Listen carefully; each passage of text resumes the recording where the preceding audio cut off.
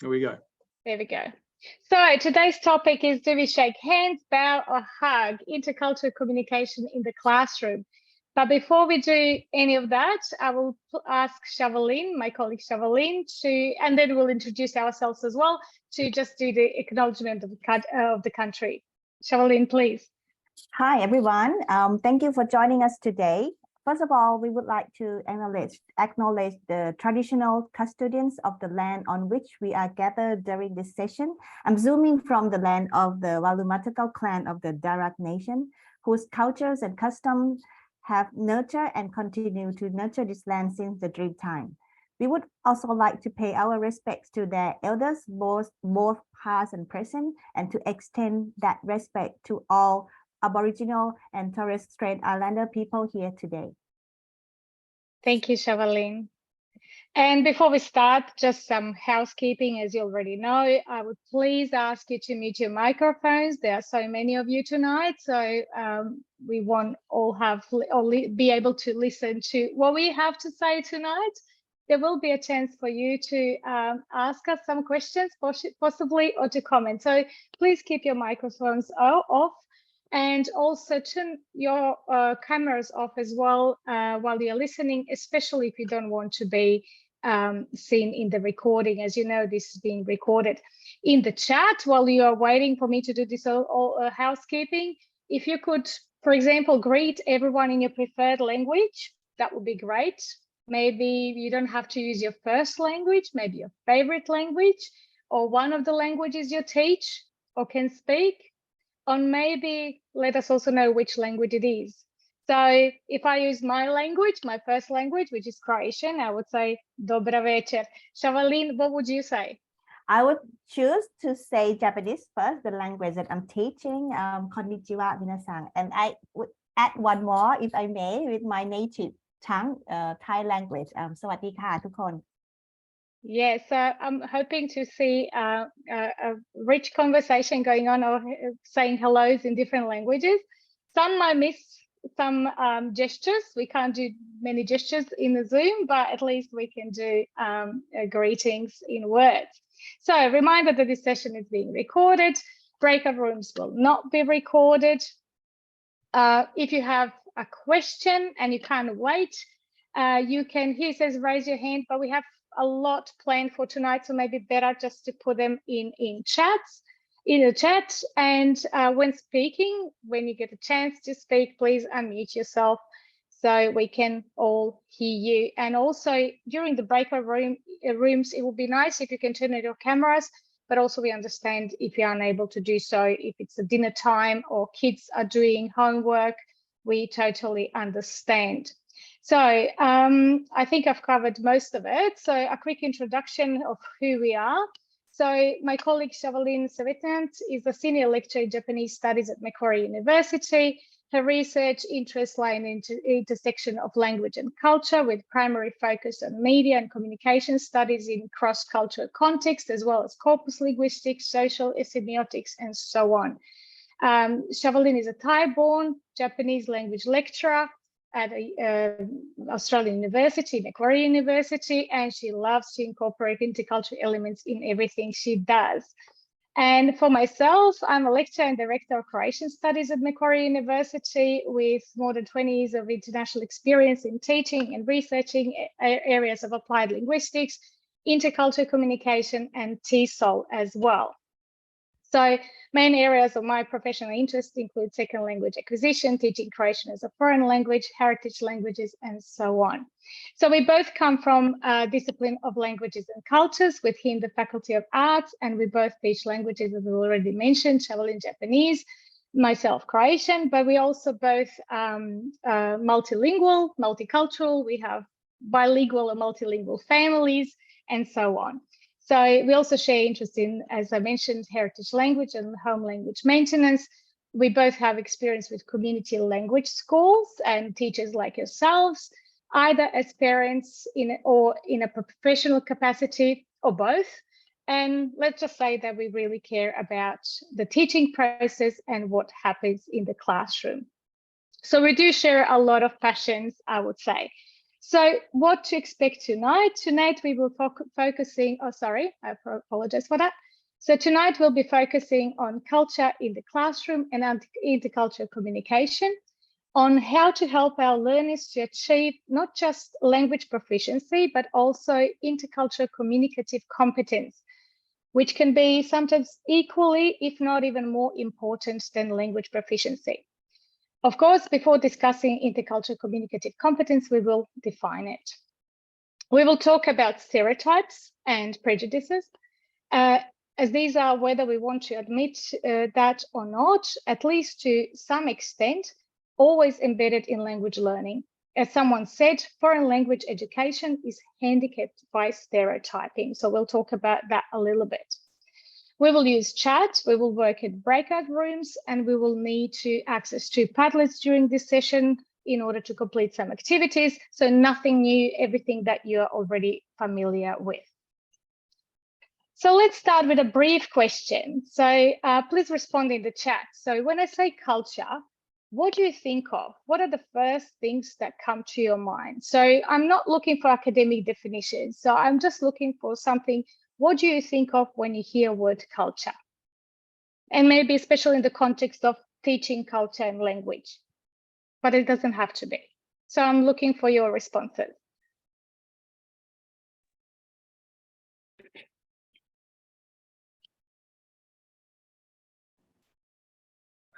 I'll give you a few seconds, maybe, but just, it can be like bullet points. Just tell me what are the associations or connotations that you have with the word culture? What does that mean to you? History, language, literature, traditions, customs, excellent. Can we have some more? It's very complex, yes, include language, food, lifestyle, shared values among communities, where people come from, different backgrounds. Very good. You can keep coming with your responses. Chavalin will keep monitoring on these, and I'll continue. So I'm proposing two definitions of culture. That the culture is the whole set of signs for which the members of a given society recognize one another while distinguishing them from people not being belonging to that society. This one is quite exclusive. The other one, that the culture set is a set of distinctive spiritual, material, intellectual, and emotional features of a society or social group, in addition to art and literature, lifestyles, ways of living together, value systems, traditions, and beliefs. So language and culture, as you already pointed in your answers, are tightly intertwined and dependent on each other. We can say that a language is the most important symbolic aspect of culture. Language mirrors the culture, but also influences it. Vice versa also applies. We know that also language and thinking are closely related. Behind language communication, there are cultural thought patterns, so how we think. We could say that language serves as some form of collector of culture. So culture is embedded in language. So language issues are central to culture, and this results from a historical and collective experience and expression of culturally specific worldviews and value systems. Language issues are also central to concepts of education. Namely, linguistic competences are fundamental for the empowerment of the individual in demographic and plural societies, as they condition school achievement, promote access to other cultures, and encourage openness to cultural exchange. Because the three, culture, language, and education, are so closely linked and dependent on one another, as language teachers, while we are teaching young people their second, foreign, or heritage language, we are educating them and have the power to teach them about the culture or cultures. Language classrooms are providing ideal platforms for teaching and promoting intercultural knowledge and intercultural competence. these are part of a broader term, which is intercultural education. So just briefly, what is intercultural education? Intercultural education is a response to the challenge to provide quality education for all. And it's framed within a human rights perspective as expressed in the Universal Declaration of Human Rights from 1948. And as you can see it here on the screen. So education shall be directed to the full development of human personality and to the strengthening of respect for human rights and fundamental freedoms. It shall promote understanding, tolerance, and friendship among all nations, racial and religious groups. So that's a broad picture. Before we explore what intercultural education entails, especially in regard to language classrooms, let us go back to what you said earlier about the culture. So taking into account what we shared in the chat earlier, so you mentioned some of the things were food, customs, literature, and so on. Some of you said that it's culture is a very complex concept and so on. So taking into account what we already shared, what you know, and what you do as language educators and what we said about the link between the three, if you can think about the following questions that will also appear in 3 sections in the Padlet that you will see if you scan this code or if you if I share this. Just let me quickly copy the slide for you, copy the link for you and put it in the chat if you can't use the code. There we go. So please, we will divide you now in breakout rooms. So if you can discuss these 3 questions that you see here. So what culture content do you teach and why? Briefly, it can be bullet points again. Do you include Australian, including Indigenous context? If why yes? If no, why not? And what are some of the challenges that you're encountering with teaching culture? Are there any challenges or is it very straightforward, no problems whatsoever? Of course, we are teaching language, we have to teach culture as well. So ideally, if you have time in your group, so there will be, I think we have around 80 people, probably 8. Yeah, we have about 10 per group. Yeah, 10. so maybe probably, yeah, 8 groups randomly formed. So discuss within your group and then put in one person in the Padlet or multiple persons in the Padlet can record your answers to these questions. And then if anyone wants to volunteer, just briefly, 10 seconds or 20 seconds later, you can summarize for us when we come back. Is that okay? Any questions or can we go into breakout rooms? 10 seconds for questions if there are any before we go into breakout rooms? No? Okay. See you in 10 minutes. People still coming. This meeting There is we being go. recorded. So welcome back. So hopefully you had a good kind of first discussion in the breakout rooms. In the whole series here, we really want to promote also you sharing your experiences, not just some academics there telling you what to do. It's all about, we all have a lot of experience and you've encountered numerous problems potentially in the classroom, came up with many ideas, so why not share them? So let me just quickly go through what we received in the Padlets.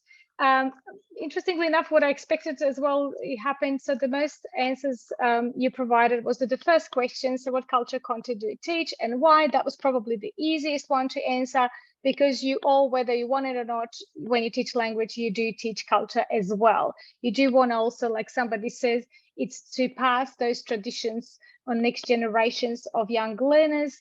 And what you mostly mentioned, as you can probably also see in the Padlet yourself, it's song, poems, literature, customs, language, of course, rituals, some randomly selected dresses, festivals, folklore, geography, and so on. Only so far in one, I say that there are also beliefs included. And as we'll see a bit later, this is an essential part of what we're talking about today. not so many answers to the question whether you teach Australian, including Indigenous context in language. I know we all kind of limited with the time that we get in our language classrooms, but essentially, if we want to promote that intercultural education and learning, we should be kind of comparing the cultures and teaching both the local and that target culture, whichever it is, which in a multicultural society like Australia, that can be a little bit difficult to define what is what. As somebody actually mentioned in the third column, as the answer to the third question, what are the challenges? One of the answers is a different culture in multicultural society. So it's much easier, for example, to teach, I don't know, Italian probably in Germany as a foreign language. And then that's something, Italy, something where you might go on a holiday, and it's a completely different story. Here in Australia, especially living in Sydney, such a multicultural city, we experience a lot of cultures living right next to each other together, blended. So it's really hard to kind of incorporate everything that we get, because even in our classrooms, it's not just English and the target language that you're teaching.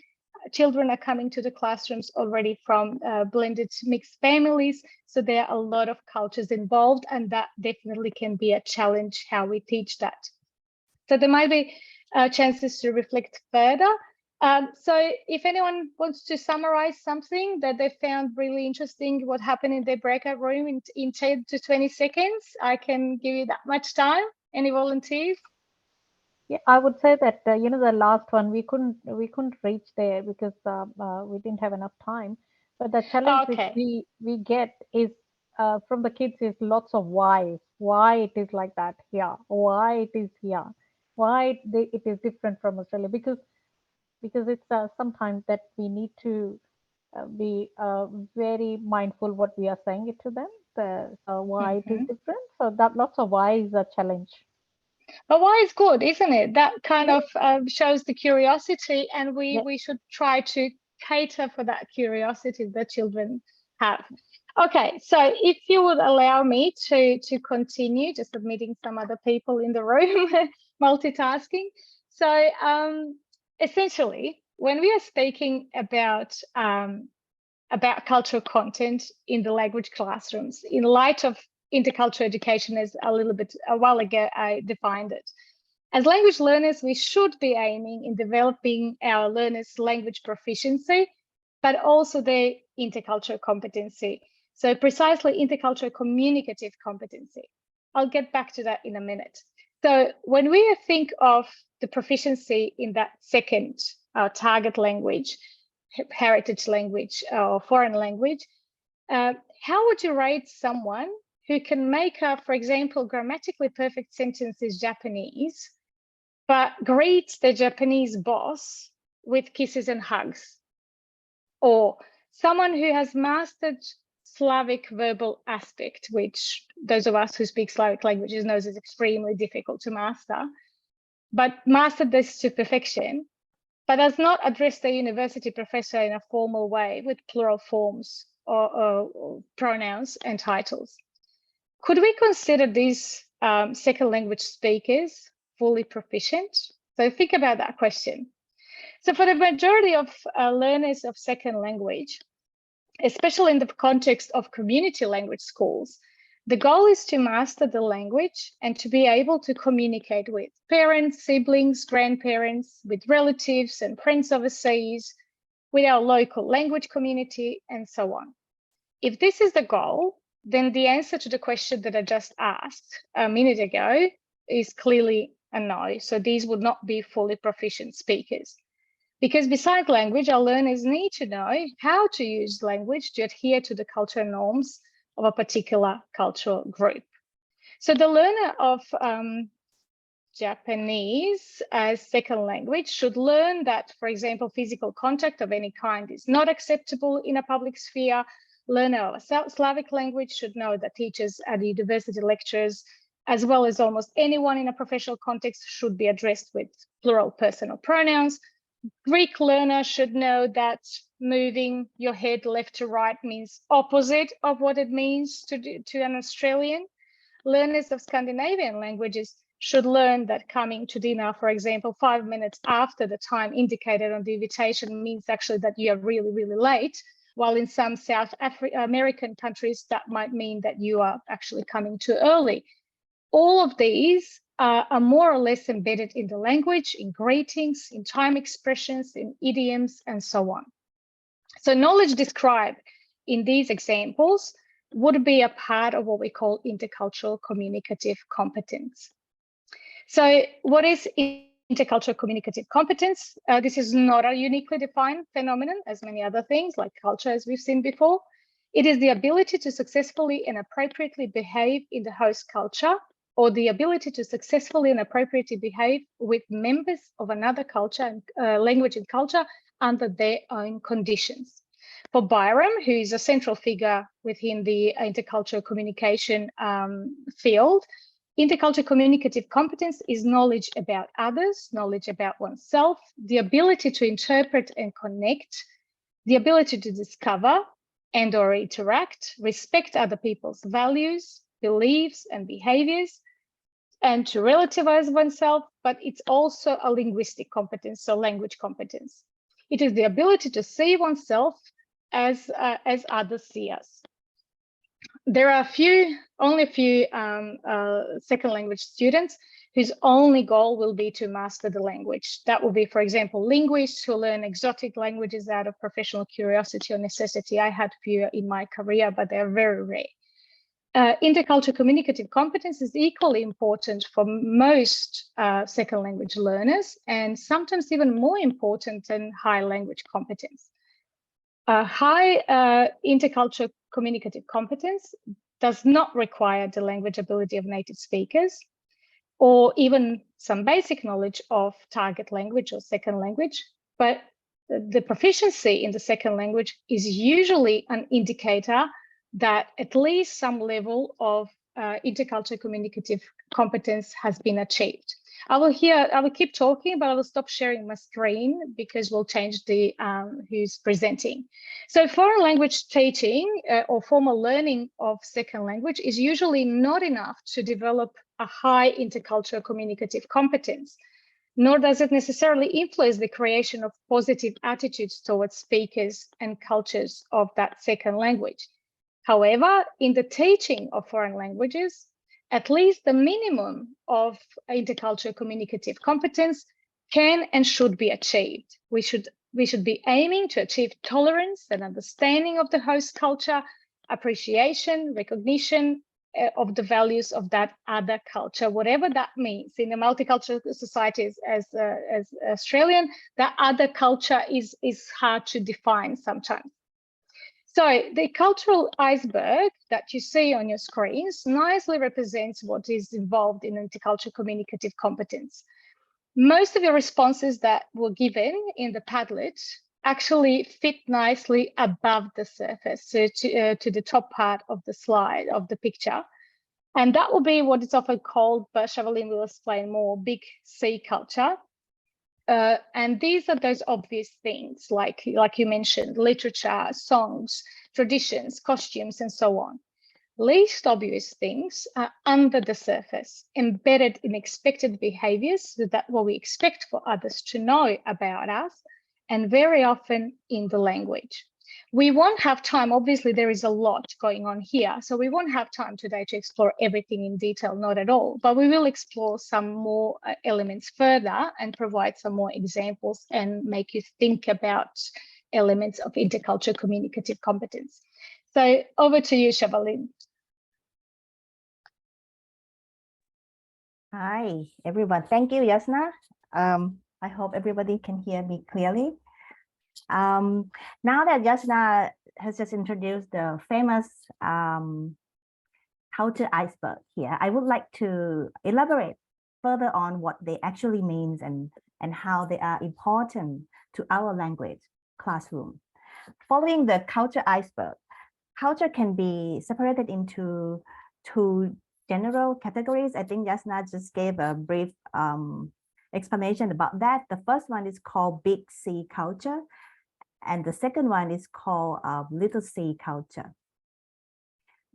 Big C culture is a set of cultural facts about places, events, history, geography, literature, and arts. Yeah, Jasna referred to it as surface culture. And the little c is more about everyday social practice, like communication style, manners, attitudes, unspoken rules, nonverbal communication, the so-called deep culture. Big C culture has always been instrumental in building the nation state during the 19th century. It's a representational culture that was mostly promoted by the state authorities and formal situations responsible for education. How are they related to our language classroom teaching? Well, as you can imagine, national cultures are always bound up with notion of the good and proper way of life, which don't quite reflect the reality of what people of that community encounter in their everyday life. People may talk about Thailand, for example, as a land of smiles, Germany as a land of beer, or Brazil as a land of soccer, or Japan as a land of courtesy. This kind of big C culture is easily found in the mainstream publications, including travel book or how-to guidebooks. It's also found in the national standardized language textbooks to mobilize learners' perception toward the specific culture. So this type of culture pedagogy was gradually developed under what we call the modernist approach. I will talk about that later. During this stage, more attention was given to cultural aspects of the language, but still the cultural content was often embedded in what we call a cut and dry representations, which is attached to the nation. So now let's discuss a little bit more about the development of culture pedagogy, starting from what I just mentioned, the modernist perspectives. The modernist perspectives represent an early phase of the approach to teaching cultures as part of language education around the 70s and the 80s. The modernists perceive one language as one culture. The focus is on the typical and sometimes stereotypical behaviors, food, celebrations, and custom of the dominant group of native speakers. Something that are the most salient and exotic to foreign eyes. And I can see in the Padlet that many of us mentioned about that kind of thing.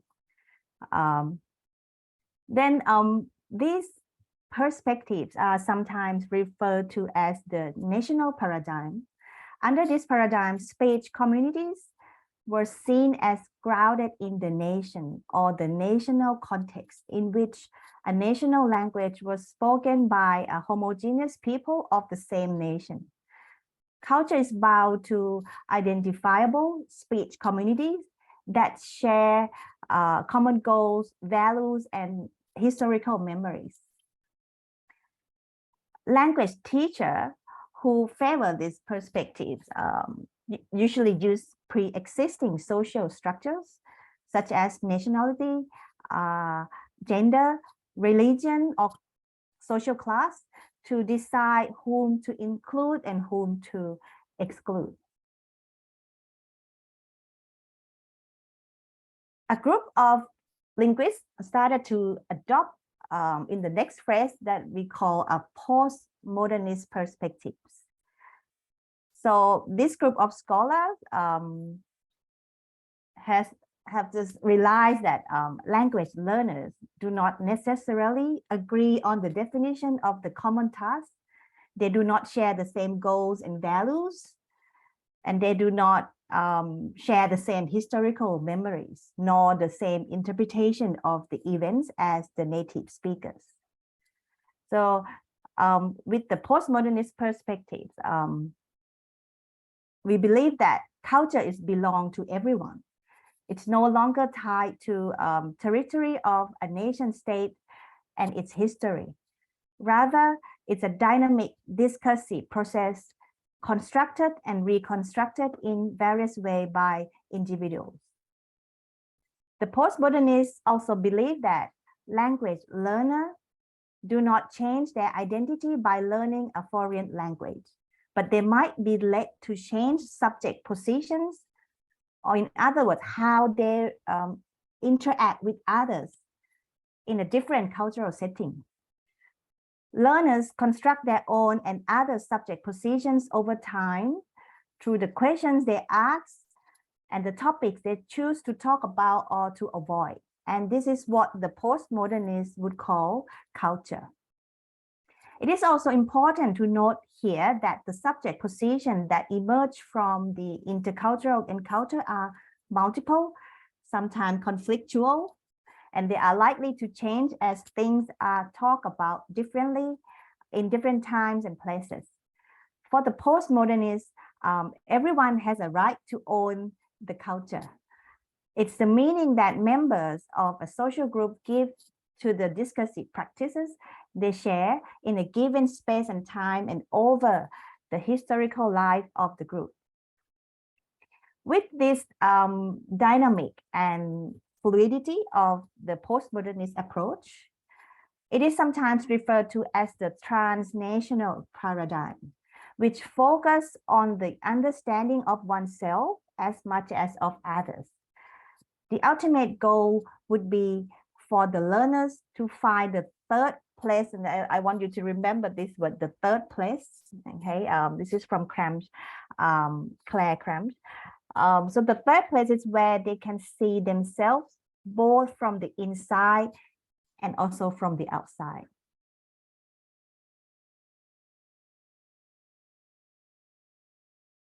So in order to help your student find the third place, we have to start by seeing culture in language study as a way of making meaning.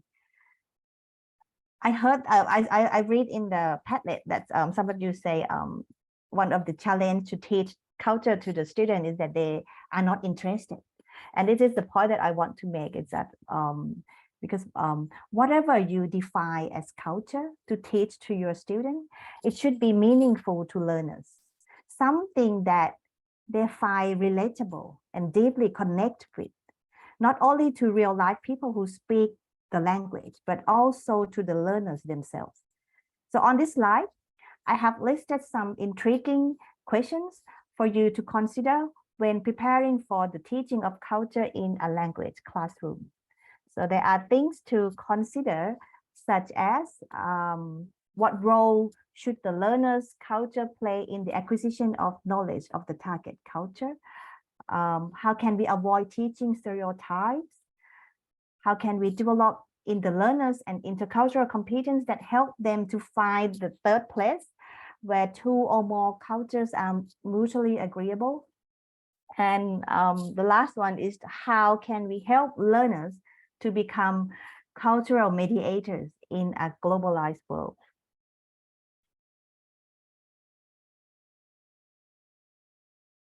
And here are some of my 2 cents that I would like to share.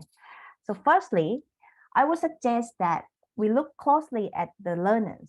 No matter how little they are, they may be 5 years old, 6 years old. No matter how little they are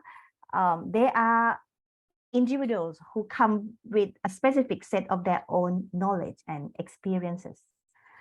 No one in your class is the same, and they are definitely not just learning machines with a one-dimensional acquisition device.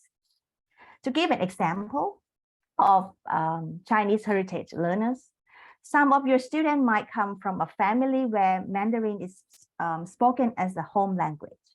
Some might use Cantonese mixing with Mandarin. Some may speak Mandarin fluently like a native, but they may not be able to recognize a single Chinese character. Some may not have enough confidence to communicate in Chinese despite being raised in a Chinese family. Some might be able to read and write well, good literacy, but not showing a good speaking skill. Some might be more knowledgeable about Chinese culture than others. Some may be able to use chopsticks skillfully with an impressive skill, or call their relatives with proper titles, and some may not.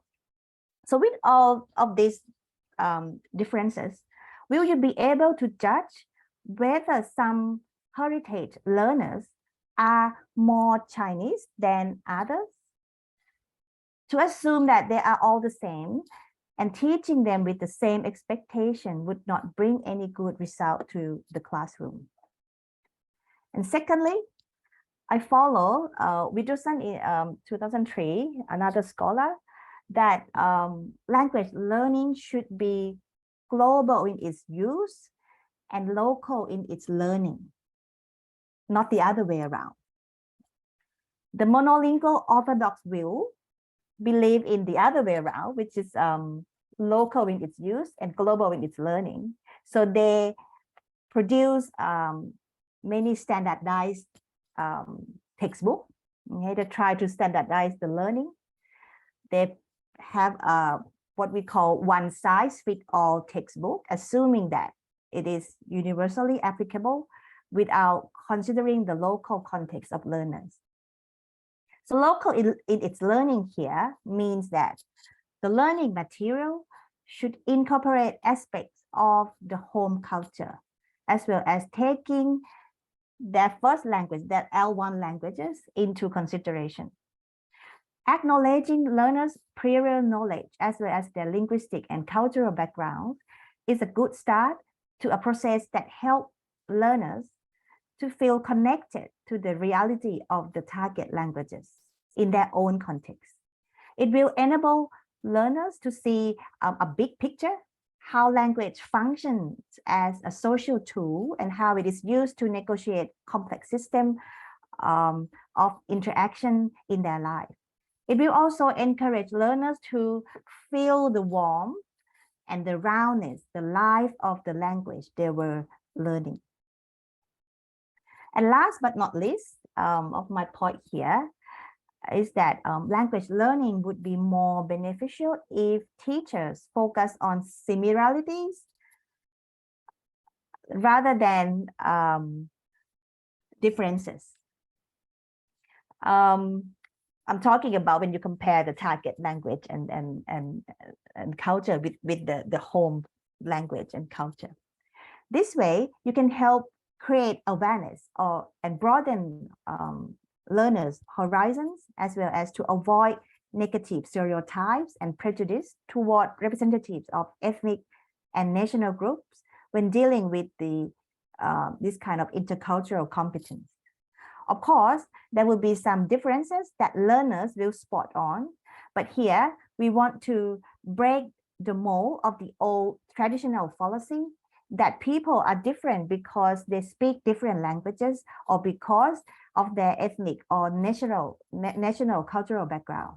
And to be honest, I believe that many of you here, many experienced language educators here and around the world would agree with me that in fact, languages in the world present more similarities than differences. So from here, I would like to demonstrate a case study. What kind of content would I prepare if I were to teach about politeness across culture? A classroom discussion can start with a very simple act of accepting compliment. How would you accept a compliment if someone says, "I like your jacket, where did you get it from?" Would you just simply say, "Thank you," or would you rather reject it to show humility and say things like, "Well, it wasn't that expensive. I got it on the sales rack"? Or would you take a chance to compliment them back? Of course, there is no predetermined correct answer to this question. It's about discussing the choices and hearing from your students. You might share with them that, well, in the target language, in the target culture, people usually take a certain, people usually take a certain choice Okay, but again here, whether they will follow that norm or the choice that native speaker usually take is their own choice. It's another story. So in my Japanese language classroom, when I show this slide to my student, I usually tell them that the B and C are more preferred as Japanese cultural norm. Japanese people have a tendency not to take a compliment by saying thank you because they find it awkward and uncomfortable.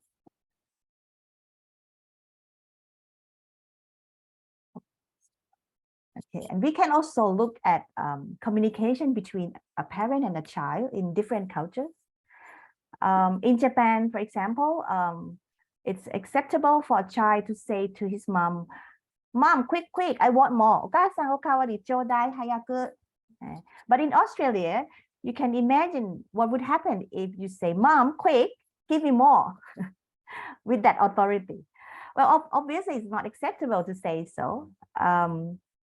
A child in Australia must use polite language like, "Mom, can I get some more, please?" even to their family members. So with this kind of example, learners will get an idea of how predictability is challenged in intercultural communication. To facilitate intercultural learning, I need to, okay. To facilitate intercultural learning, you might want to raise a discussion on a wide range of socio-cultural variations, such as gender, social class, age, profession, that constitute identity and influence the language use of an individual beyond the ethnic or national culture. The significant point here is to show learners that there are many choices they can choose from according to the context of language use. So a quick example here show that the magic word like please is considered social norm in Australia. However, as you see in the previous slide, it is not expected if you speak with a close family member in Japan. How politeness is observed in Japan really depend on the various factors that they have to take into consideration. For example, social distance, age, social status, or even the social membership of each individual as an inside or outside group. So now let's take another break here for an activity. Now that you have seen an example of how I would introduce a notion of politeness in my classroom, I would like to hear your ideas about how to teach your students about greeting and small talk in your classroom. So let's use greeting and small talk because I think it's kind of a first step that people usually wonder when you speak another language. What would you talk? How do you greet people? How would you talk to them? And it's actually linked to our title. Do we shake hands, bow, or hug? Okay. So, and I would also love to hear about the diversity in your classroom. If you have time in your group to discuss both topics, it would be great. But if you run out of time, I would like you to focus on one of the questions. We'll take about 10 minutes, like what Jasna just did, breakout room discussion. And then if you could type your answers in the Padlet, one response per group, that would be great. Okay. Yeah, welcome back to the main room again. I can see a lot of like a few contributions in the for the first question with when you talk about the diverse background in your classroom. Some of you say that it's there is ethnic diversity and also gender diversity. Okay, and gender here, I would assume that it's not just the traditional. This meeting is being recorded. Okay.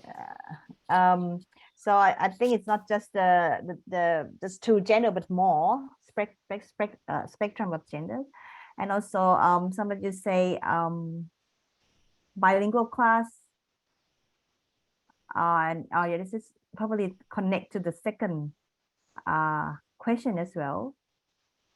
So you use food as a common topic, but how do you use food to greet people? Is that like when you ask, when you meet someone and you ask, are you going to eat somewhere, like that? I think so my partner is Chinese, so I live in a multicultural family, so half Chinese, half Thai, and we speak Japanese together. So it's food is a good point of conversation. Yeah, so food is something that can link us together. Yeah, and I think for example, I think when I meet my in-law, she always talk about food, even though we can't communicate well, because I don't know Chinese that much. So I don't speak Chinese. I only know some word when I say like I'm full, that kind of I'm full, because she would keep feeding me the whole time. So whenever she meets me, we would talk about food, like have you eaten or something, and that's a good way to talk about. And I think the learner will find that related to their life, right? So it can be used right away. They don't have to wait, because I saw in the chat that some of you express a concern that now students have less motivation to study languages because they can't travel during the COVID. But I think, especially living in New South Wales, in Australia, it's easy to find a place to talk, to use different languages. We are very multilingual, multicultural. So if you can find something that your student feel like they can use them, I think it will become more interesting to them to learn about culture. Okay, and then so this answer said Japanese kids raised by Japanese parents and some Australian parents. Okay, so mixing, yeah. Okay, benefit, they can accept difference and multicultural. Yeah, I think we are very lucky living here in Australia. First of all, multiculturalism is very acceptable here and very welcome. Now I think we want to go a little bit, we want to be ambitious, a little bit more ambitious here, that we want multilingualism to be promoted more as well, not just multiculturalism. Yeah, cross-cultural marriage is bringing diverse background in the class. Yeah, I agree. Yeah, the level of learning and how fast they learn, how they pronounce word, benefit more acceptable and adjust with cross-culture. They don't feel themselves different from others and learn how to adjust with different cultures, background, and learning techniques. Very good. Thank you so much for sharing. Yeah, I really agree with this. A combination of second generation. Okay, yeah, Spanish, Australian. And I'm not sure if you have the same experience in my class at Macquarie. Students who come to learn Japanese now, sometimes like they say like my dad is coming from Italy, my mom's coming from Indonesian, and at home we speak Russian. It became very normal now. So it's hard to assume that, well, there will be any dominant culture. So my son as well, he speaks Thai with me and my parents, and he speaks Chinese with his dad and his Chinese grandparents. But then when we are together, three of us would speak Japanese. So if you ask me, is he Chinese enough? Then I would say yes, because he could read and write Chinese very well. He went to community language school. So some of you probably are his teachers. So I think yeah, we really have a very diverse community here. For the second question, I know that it's a little bit challenging to talk about this within limited time. It's quite difficult, isn't it? So yeah, so thank you for those who who share your idea, shaking hands, showing by example. Tamil role play, how to start the class and finish. Yes, in the conversation, how to greet and how to lead the conversation. How to greet all the people. I think, yeah, age is very important in many cultures. Okay, you greet all the people in a different way that you would greet people of the same generation as yourself. Yeah, the younger one. Yeah, very good to see this answer. So, is there any thing that anybody would like to comment or maybe ask a question to clarify?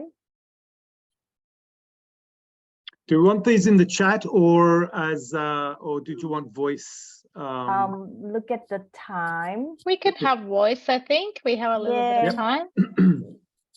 If anyone wants to ask a question while you're thinking, maybe I'll give you another idea of how it can be taught. Sometimes learners like to hear from our mishaps, our mistakes. So if something happened to you that was maybe embarrassing in that sense, where you did something wrong or didn't know the culture, or it was about somebody else, but you could say it was about you or something, they do remember those stories. So first of all, you make a little bit of fun of yourself, so you make yourself more human. And they like to hear those and they remember that, and then they might not do that. Or then somebody mentioned role play, we might apply that in a role play and so on. So yeah. But anything or maybe you want to share, there's so many cultures here. So maybe we can have a brief share of like, what are those stereotypes that exist of our culture? Right. So how are others seeing us? Are we able to see ourselves as that? So because that's the part of intercultural communication as well. In our group, we had a discussion saying that should we use please when we are talking to the students? Because in Australian this thing, we do use, could you please do this thing for me? Or the word please is used very often. But in some cultures, it is not a big thing to use please when you're talking to children. Yeah. So should or should not be is the thing. We can put it to the panel and you can ask what I believe that it is okay because you are leading by example. So it doesn't harm anyone. So you can say, could you please do this for me? But what do the others think? I would like to hear from everyone. Yeah. Can I say this is Sukhwinder? Then actually we don't use the word please, but we mend our tone, which says it means that I'm requesting. That instead of like saying like if I'll compare that with how I will speak, means the people speak in India, in specific part of India. I should not say India because India is a very big country. So for example, in Punjabi, that maybe I will not, people might not be that polite when they are talking there, but here, because please is one of the please, thank you, and these are the words which we expect the children to use when they're speaking in English. So I can mend my tone according to that I'm not using the word please that in Punjabi, but my tone will say, yes, I'm requesting in the polite way. I see. And yeah, and we have a comment in the chat that according to the new choice theory, in teaching in public school, teachers won't use say please. They give them two options and end their sentence with thank you. I see. Okay, yeah, it's good to know. Thank you for sharing. Okay, so yeah, so come back to our I would like to share again. So with your question that you just mentioned, I think, for example, at Macquarie University in our Japanese studies, what we say to students is that if you call us, if you talk to us in English, please use English norm. So call us by first name. So they would call me Chavalin, Kayo, and Mio. But if they want to speak Japanese, we want them to call us following Japanese norms. So they would call me Chavalin Sensei because I'm Thai, I'm not Japanese. They call me my first name plus Sensei. But if they call Japanese teachers, they would need to call them by their surname plus sensei, so they would say Nakasawa sensei, for example. Yeah, so I think it's a mix and it's a choice. And sometimes students would just say that, well, I know what is the norm, but I intentionally don't choose to follow the norm. I want to show my identity. For example, in Japanese, we have ending particle, the way that we end a sentence. It can be a female ending, it can be a male ending, or pronoun. Some students, they choose not, even though they are female, for example, they choose to use a male pronoun because they want to empower themselves. It's their identity. And I feel like if they know what the norm is and they choose to go in a different way, that's their choice. And I think it's important that we leave it open for the interpretation. Okay, so looking at the time, I would like to wrap up our session today by this Edward Hall statement. Edward T. Hall compares different cultures as automatic filters. Okay, imagine that you are wearing a pair of sunglasses and you look at things through the lens. Your perception in the daily course of living, when you interact with others, will be in one color. If you have only one pair of lens, of course, you will only see just one certain color. But if you have a spare pairs of lens in your pocket, then you will see the whole world differently, even though when looking at the same thing. So from there, I hope that you can see the power of intercultural communicative competence. To teach your students another language is a way to equip them with another pair of sunglasses. It is not just a critical skill that is highly sought after by global employers. It is also make them become a person with empathy, and it makes a better world. A person who has the ability to put oneself into someone else's shoes and try to understand the other's perception and feelings from their point of view. Language teachers like us will always experience tension between the need to identify, explain, or categorize people and events according to the certain criteria. People usually find it easier to label things and interpret messages based on their past experiences and the familiar customs in their home culture. As language teachers, we are assigned a very complex yet very important task to help our students find the third place, or the place where they can see themselves in a panoramic view, I would say, from the inside and from the outside. And here is the key takeaway for your consideration. So the point is to localize, okay, recognize, and leave it open. So thank you very much for your attention and for sharing your valuable insights, both in this main room and also in the breakout rooms and the Padlet. We hope you find our lecture helpful. And here's the, yeah. And if any of you were in my session 3 years ago, one of these, when I talked about motivation and how important it is for language learning, I showed you the same slide. I have to admit, it's one of my favorite quotes, and it comes from a beautiful book, As the Mountains Echoed, of the author of Kite Runner. You might have read it. So it says, if culture was a house, then language was the key to the front door to all the rooms inside. I interpret it like this. So we as community heritage language teachers, remember I teach Croatian, which is a community language as well, just at a tertiary level, you might be teaching on a primary and secondary school level. We are helping our students to unlock these cultural doors. And I mean, I think in that regard, we do have a special role and a privilege to do so, to teach them about not just their target, their home culture, but also about their local culture and other cultures in this multicultural society that we live in. So I would like to use this to also thank you for all that you do and all your hard work in trying to maintain all the languages in Sydney and New South Wales and Australia alive.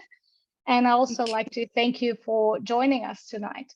So we will now wrap up and conclude the formal part of the session with remaining 5 minutes. Yes, let me just finish. So we can stop recording and we'll have then 5 minutes for questions if you